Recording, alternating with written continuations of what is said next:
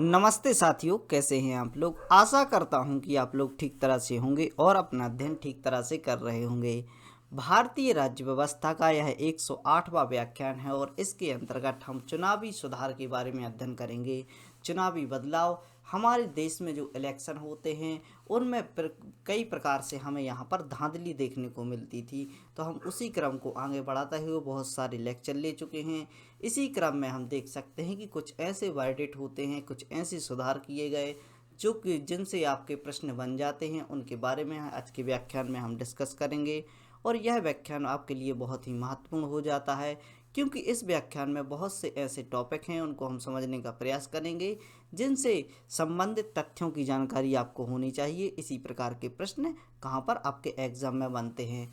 Election reform में हम बात करें तो एग्जिट पोल क्या होता है उसको समझने का प्रयास करेंगे। एग्जिट पोल आपको पता होगा कि क्या होता है। जैसे कि हमारा क्या होता है कि जब हमारे चुनाव कंडक्ट कराए जाते हैं, उन्हीं चुनाव कंडक्ट कराने के समय पर कुछ मीडिया रिफॉर्म ऐसे होते हैं, कुछ मीडिया प्लेटफॉर्म होते हैं, कुछ चैनल्स होते हैं जिनके माध्यम से हमें पहले ही जानकारी प्राप्त होती है कि यह पार्टी जीतने वाली है। और जैसे ही इस प्रकार की न्यूज़ सामने आती हैं चुनाव के आने से पहले ही, तो यहाँ पर अव्यवस्थाएं फैल जाती हैं। मान लो आपका रिजल्ट आना है और रिजल्ट से पहले ही आपको कोई बता देता है कि आप फेल हो चुके हैं या पास हो चुके हैं, तो इसमें एक अव्यवस्था क्रिएट हो जाती है। तो उसी अव्यवस्था से बचने के लिए क्या रिफॉर्म लाए गए उसके बारे में जानकारी समझेंगे। नोटा जैसे ऑप्शन, नोटा में क्या होता है कि यदि आप किसी भी पार्टी से सहमत नहीं हैं जो कि प्रतिनिधित्व कर रही हैं, तो हम देख सकते हैं यहाँ पर नोटा का ऑप्शन डाला गया। क्यों डाला गया इसको भी समझेंगे। वीवीपैट में क्या ऐसी सुविधाएं थी जो पिछले जो चुनाव कंडक्ट कराए जाते थे, जैसे कि बूथ कैप्चरिंग होती थी, वीवीपैट आने के बाद किस प्रकार के सुधार हुए, उनके बारे में भी हम अध्ययन करेंगे। तो हम देख सकते हैं सबसे पहले हम एग्जिट पोल की बात करें तो इस ऐसे हम देख सकते हैं कि कई क्षेत्र ऐसे होते थे जहां पर क्या होता था, दिन में जिनमें मतदान कराना मुश्किल होता था। तो हम देख सकते हैं कि एक दिन में क्या होता है कि कई बार चुनाव ऐसे होते कि एक दिन में मतदान कराना मुश्किल हो जाता है। इसके लिए एक लंबे समय की आवश्यकता होती है। तो ऐसी स्थिति में क्या होता है कि मीडिया के माध्यम से आम जनता से जानकारी लेकर, यानी हम देख सकते हैं कि जैसे ही पोलिंग बूथ पर क्या होता है, यहाँ पर मीडिया कवरेज भी जारी होता है। अब जैसे ही वोट डालकर आते हैं तो आपसे रिव्यू लिए जाते हैं। मान लो कोई मूवी आती है और मूवी में हम देख सकते हैं कि जो थिएटर होते हैं, थिएटर के बाहर कुछ ऐसे यूट्यूबर्स होते हैं, कुछ ऐसे मीडिया वाले होते हैं जो कि रिव्यू लेते हैं। तो उसी प्रकार का चुनाव में क्या होता है कि जो व्यक्ति निकल निकल कर आते हैं या वोट डालने के लिए जाते हैं, उसी समय पर मीडिया द्वारा उनको पकड़ लिया जाता है और वहां से उनसे जानकारी लेना प्रारंभ कर देते हैं। तो जानकारी लेकर चुनाव के परिणामों के आने से पहले ही क्या कर देते हैं, ये लोग बता देते हैं कि कौन सी पार्टी जीतने वाली है। इससे चुनाव प्रणाली पर असर पड़ता है। इस बात को समझते हुए एग्जिट पोल पर प्रतिबंध लगाने के लिए प्रावधान किए गए। यानी आप इस प्रकार से एग्जिट पोल जारी नहीं करेंगे कि अव्यवस्थाएं फैल जाएं। तो हम देख सकते हैं एग्जिट पोल पर क्या लाया गया, यहाँ पर प्रतिबंध लगाया गया। और हम देख सकते हैं time limit for submitting a case for disqualification. तो इसमें हम देख सकते हैं कि यदि किसी प्रतिनिधि को अयोग्य घोषित किया करना है तो उसे केस के लिए एक निश्चित समय सीमा में पूरा किया जाएगा।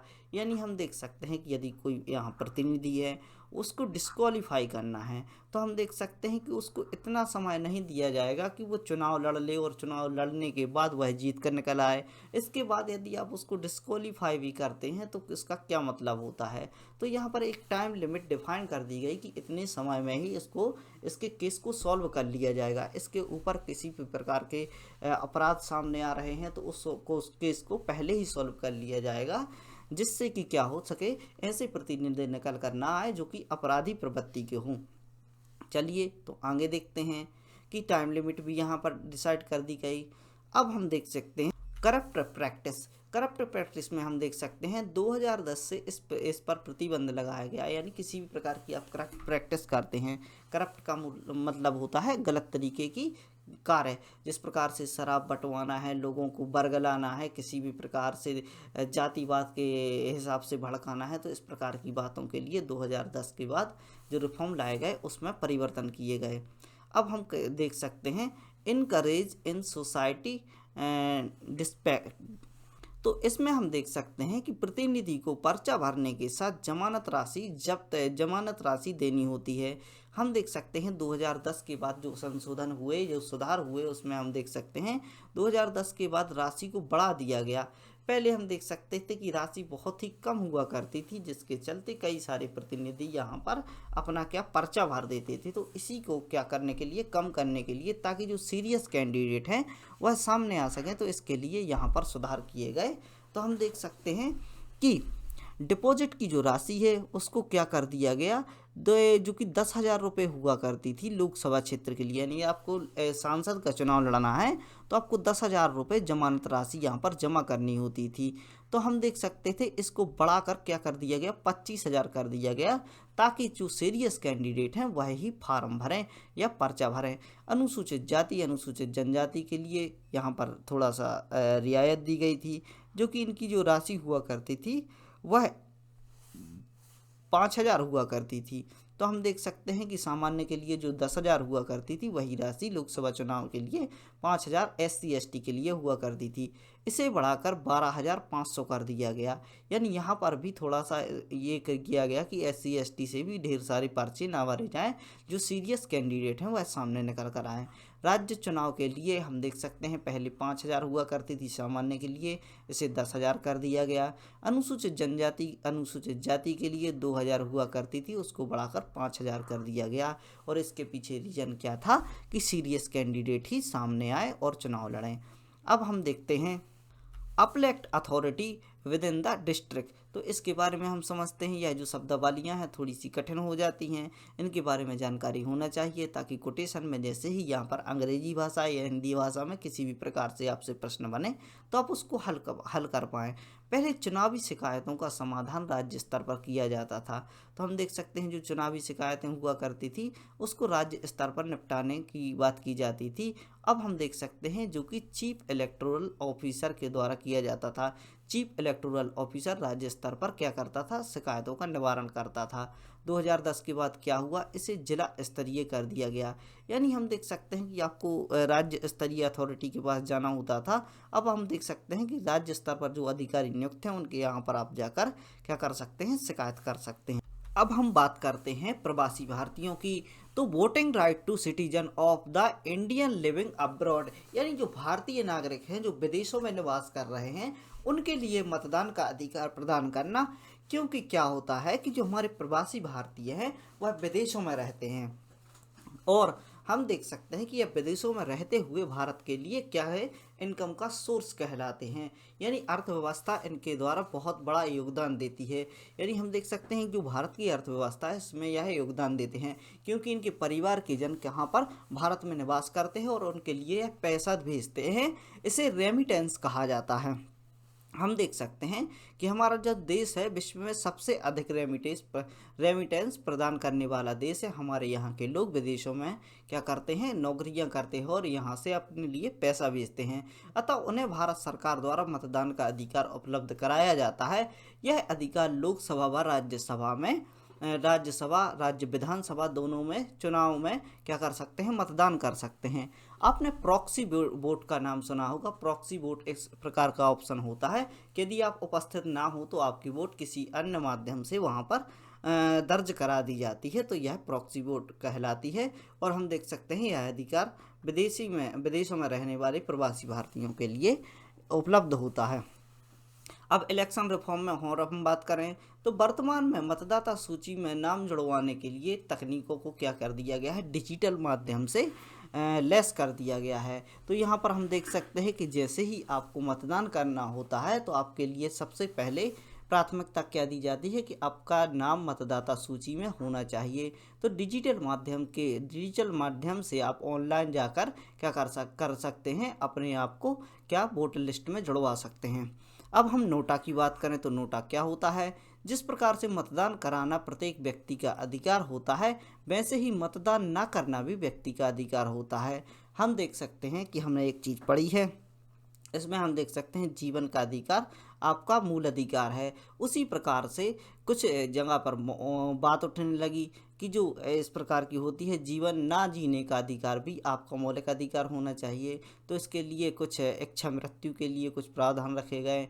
यदि किसी व्यक्ति की ऐसी वो कंडीशन है कि वह किसी दर्द से पीड़ित है, तो उसके लिए मृत्यु के प्रावधान भी किए गए हैं संविधान में कि वह उसको क्या कर सकते हैं, उसके लिए एक्टिव व पैसिव एथिनेसिया देकर क्या कर सकते हैं, उसको क्या मृत्यु दे दी जाती है। तो इसी प्रकार से हम देख सकते हैं कि मतदान करना भी आपका अधिकार होता है और ना करना भी आपका अधिकार होता है। तो इसी अधिकार के चलते नोटा का विकल्प लाया गया। यानी हम देख सकते हैं कि जितने भी प्रतिनिधि आपके सामने हैं उनको आप वोट डाल सकते हैं, और यदि आपको कोई भी प्रतिनिधि समझ में नहीं आता कि आपको वोट नहीं डालना है, तो आप नोटा को यूज़ कर सकते हैं। और यह इसलिए प्रयोग किया जाता है ताकि गवर्नमेंट पर प्रश्न चिन्ह लगाया जा सके। यदि आप ढेर सारी वोटें नोटा में जा रही हैं, तो ऐसे कई लोग होंगे जो कि किसी भी पार्टी से सहमत नहीं हैं, जितने भी प्रतिनिधि उनके सामने हैं उनसे सहमत नहीं हैं। चलिए, तो इसलिए नोटा का यूज किया जाता है। इसी विचारधारा के साथ नोटा का विकल्प लाया गया। 2001 में इसके लिए प्रस्ताव रखा गया तथा 2013 से नोटा को चुनावी प्रक्रिया में शामिल कर लिया गया। तो यह जानकारी आपको होना चाहिए। 2001 से मांग चल रही थी और 2013 में इसको इम्प्लीमेंट कर दिया गया। इसे नीतिगत तरीके से मतदान कराने के लिए इस विकल्प को शामिल किया गया। नीतिगत या एथिकल रूप से हम कह सकते हैं कि यदि आपकी नीति कहती है कि आपको किसी प्रतिनिधि को वोट नहीं डालना है, तो आप नोटा में जाकर वोट डाल सकते हैं। अब हम वीवीपैट की बात करें तो इसका पूरा नाम होता है voter verified paper audit trial machine. तो यह जो मशीन होती है, इस मशीन के अंदर एक पेपर लगा होता है। इसमें आपके डाले हुए वोट का आउटपुट आपको दिखता है। यानी आप यह कंफर्म कर लेते हैं कि आपके द्वारा जो वोट डाली गई हो वह सही तरीके से सही व्यक्ति के पास गई है। तो हम देख सकते हैं जो मशीन होती है उसमें यह क्या होता है, प्रिंट आउट आउटपुट के रूप में आपको दिखाई देता है और आप संतुष्ट हो जाते हैं कि आपकी वोट सही जगह गई है। अब हम बात करें पर्सन्स इन जेल और police custody can contact election. यदि किसी व्यक्ति द्वारा अपराध की रिपोर्ट के चलते उसको क्या किया गया है, पुलिस हिरासत में ले लिया गया है। यानी अपराध की रिपोर्ट हुई, उसको हिरासत में ले लिया गया, अभी यह सिद्ध नहीं हुआ कि वह अपराधी है, तो उसके अपराध सिद्ध होने तक क्या हो सकता है, वह चुनाव लड़ सकता है और वोट भी कर सकता है। तो इसके लिए विशेष सुविधाएं उपलब्ध कराई जाएंगी। यह भी प्रावधान सामने आए गए। Immediately disqualified to convicted MP and MLA. तो हम देख सकते हैं यदि किसी प्रतिनिधि पर आरोप सिद्ध हो जाता है तो उसे तुरंत ही डिस्क्वालीफाइड कर दिया जाएगा, उसको आगे नहीं रखा जाएगा। Calling to election expenditure encouraged. तो यहाँ पर हम बात करेंगे, यहाँ पर चुनाव लड़ने वाले के जो खर्चे होते हैं तो उनको लेकर प्रावधानों में परिवर्तन किया गया। इसमें हम देख सकते हैं लोकसभा के जो चुनाव होते हैं उसमें केवल आप 40 लाख रुपए तक खर्च कर सकते हैं। यह आपके ऊपर बॉन्डिंग है, आपको बाध्य कर दिया गया है कि 40 लाख के ऊपर आप खर्च नहीं करेंगे। जिससे हम देख सकते हैं यह पूर्व में प्रावधान हुआ करता था कि 40 लाख तक आप यहाँ पर खर्च कर सकते थे। अब हम देख सकते हैं कि चुनाव में परिवर्तन हुए और हम देख सकते हैं खर्चे बढ़ चुके हैं। पहले हम देख सकते थे कि बाइक के माध्यम से भी क्या चुनाव प्रचार हो जाते थे, आपको गाड़ियां लगानी होती हैं। तो इस प्रकार की बातों को देखते हुए इस राशि को 70 लाख कर दिया गया। छोटे राज्य व केंद्र शासित प्रदेशों में क्या होता है कि 5 लाख रुपए, ये क्या है, बड़े क्षेत्र जो हुआ करते हैं, जैसे कि यूपी क्षेत्र हुआ, यहाँ पर बड़े बड़े लोकसभा क्षेत्र हुआ करते हैं। और हम देख सकते हैं केंद्र शासित प्रदेशों व छोटे राज्यों में इसको 5 लाख रुपए खर्च को किया जाता था, उसके लिए बढ़ाकर 16 लाख कर दिया गया है। फोटोज एंड कैंडिडेट्स और ईवीएम एंड वॉलेट पेपर। तो इसमें क्या होता है कि जिस प्रतिनिधि को आप वोट डाल रहे हैं उस प्रतिनिधि की फ़ोटो वहाँ पर होनी चाहिए। यानी हम देख सकते हैं कि मतदाता सूची में आपका नाम होता है तो आपकी फ़ोटो होती है, तो उसी प्रकार से उनको पता होना चाहिए कि चेहरा आपके सामने फ़ोटो होनी चाहिए कि इस प्रतिनिधि को आप वोट दे रहे हैं। तो इस प्रकार के प्रावधान भी यहाँ पर शामिल किए गए। आशा करता हूँ कि आपने बहुत सारी जानकारी यहाँ से प्राप्त की होगी। इसी प्रकार की जानकारी के लिए बने रहें study right by Mani Pandey से और करते रहें अपना अध्ययन। और ऐसे बच्चों तक इस लेक्चर्स को पहुंचाने का प्रयास करें जो इस प्रकार की शिक्षा लेना चाहते हैं। और आपके सारे लेक्चर यहाँ पर 108 लेक्चर ये पॉलिटी के, 104 लेक्चर पर हिस्ट्री के आ चुके हैं, और भी करंट से रिलेटिव हम न्यूज़ डालते रहते हैं, तो आप इन सबको देखिए और एंजॉय कीजिए। सभी प्रकार के जो लेक्चर्स हैं आपके लिए फ्री हैं और कंटेंट में कोई कमी नहीं है। सारा का सारा कंटेंट आपको दिया जा रहा है और जो भी जानकारी आती है वह आपके लिए महत्वपूर्ण है। तो पढ़ते रहिए, खुश रहिए। जय हिंद, भारत माता की जय।